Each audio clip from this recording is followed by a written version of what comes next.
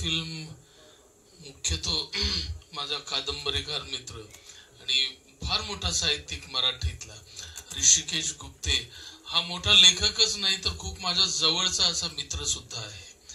म्हणजे याने जेव्हा कास्ट केलं तेव्हा मला ऍक्टर म्हणून सगळ्यात इरिटेट करणारी गोष्ट म्हणजे दाढी चिकटवणे आणि मिची चिकटवणे.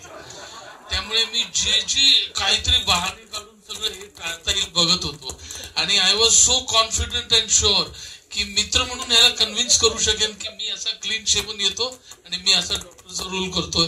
पण त्याने मी असं म्हणतोय म्हटलं उलट म्हणजे मिशी चिकटवलीच नाही तर मला तो फिल्म मधनं काढायला निघाला होता. तर इतके जवळचे मित्र आहेत आणि अमोलला पण खूप वर्ष मी ओळखतो. आम्ही एकत्र काम केलेलं आहे. इथे उपस्थित असलेल्या प्रत्येक जणाबरोबर मी खूप वर्ष काम केलेलं आहे. सगळ्यांना ओळखतो आहे.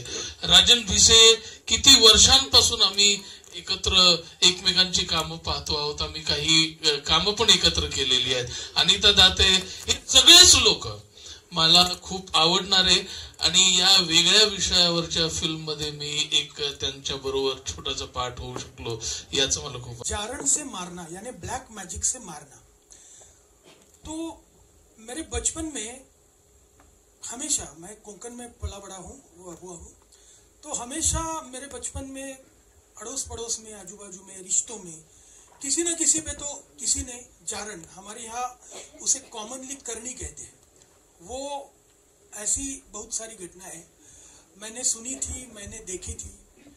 तो वो बहुत सालों से मेरे अंदर थी, मेरे बीच, मेरे जहन में वो मंडरा रही थी. तो ये फिल्म बस उन्हीं यादों का एक इंटरप्रिटेशन है. बस इतना ही कहना चाहूंगा मैं, क्योंकि फिल्म के बारे में ज्यादा कुछ कहना ये फिल्म पे अन्याय होगा. तो मैं आपसे ये गुजारिश करूंगा कि आप फिल्म देखें, प्लीज प्लीज फिल्म देखें और आपको जरूर पसंद आएगी. पसंद आई है तो आप लोगों को कहिए, पसंद ना आई तो भी लोगों को कहिए कि बहुत अच्छी फिल्म है.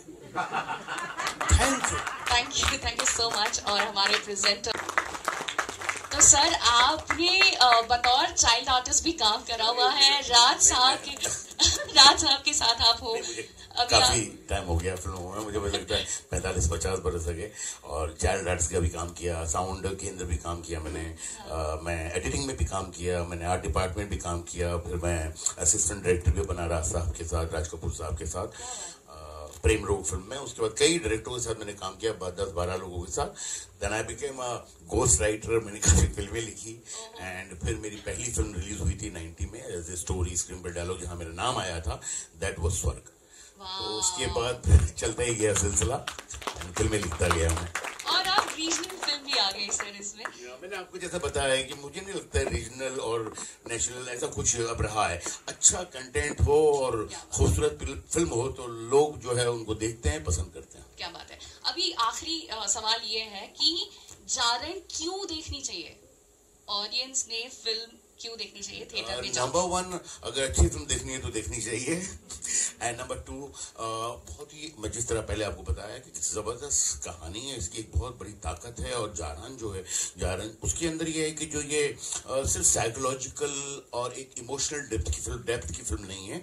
जब मैंने फिल्म सुनी तो उसकी एक अजीब सी ताकत लगी और मुझे लगा कि ये एक सिर्फ हॉरर फिल्म नहीं है. ये एक समझ लीजिए जो अंधविश्वास है कि जो हमारे समाज में बरसों से है, उस पर एक सवाल है. और ये फिल्म के जरिए मुझे एहसास हुआ कि डर जो है वो सिर्फ भूत प्रेतों से नहीं लगता है. कभी कभी आपकी जो सोच है वो भी बहुत बड़ा डर का कारण बनती है.